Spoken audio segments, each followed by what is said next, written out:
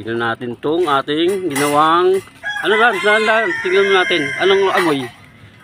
Fish amino acid, binurong bituka ng isda. Bali hasang to mga treasure. Yan no, hasang. Walang ano, uod. Luya pa. Bali 21 days po natin to mga treasure. Yan no. Yan, bali kukunin lang natin po is yung katas. Yan, papainom po natin sa ating mga alagang manok. Huwag mo lang pigayin masyado. Yan.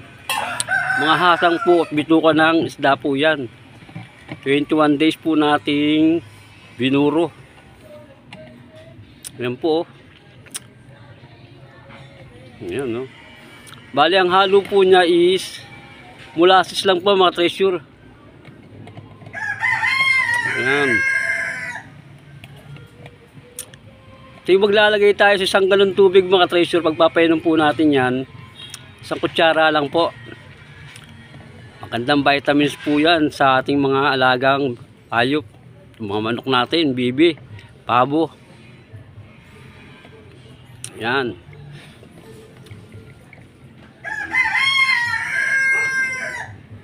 Ano, mga treasure, hindi siya nabulok. Maganda ang pagkababad. Para siyang bagoong mga treasure. Hindi siya mabantot. Amoy sarad ano na, bagoong isda. Parang sabsawan. Oh, yan nga, bagoong isda. Hindi po siya amoy bulok mga treasure. Yan.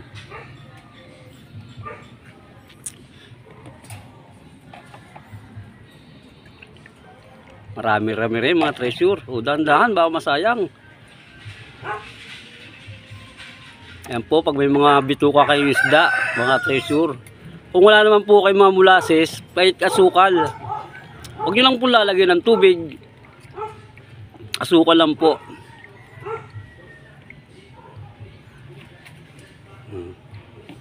Kasi pag maganda ang ang paglalagay natin ng molasses, yan po, walang bulok, walang ano, hindi siya nagkaroon ng tawag dito, amag.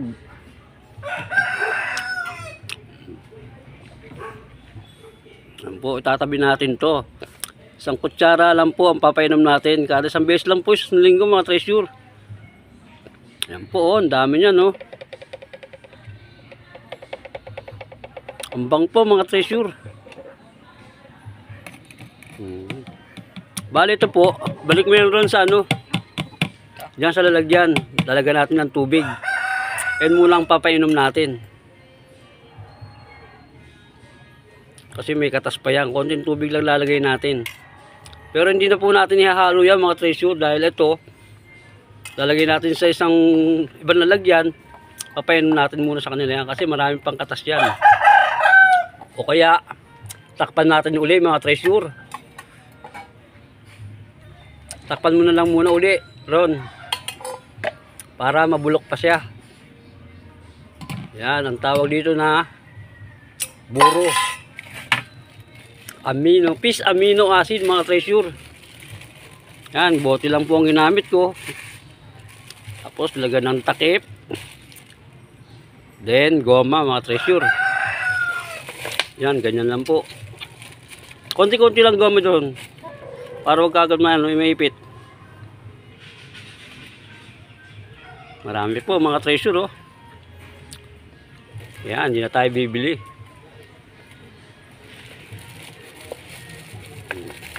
Kaya ako gumamit mga hasang kaya mga treasure. Yan po, ang gawin nyo. Yan. So, okay na. Ito ron, sayang pa yan. Ilagay mo ron sa ano. So, yan, mga treasure. Marami tayong nagawa.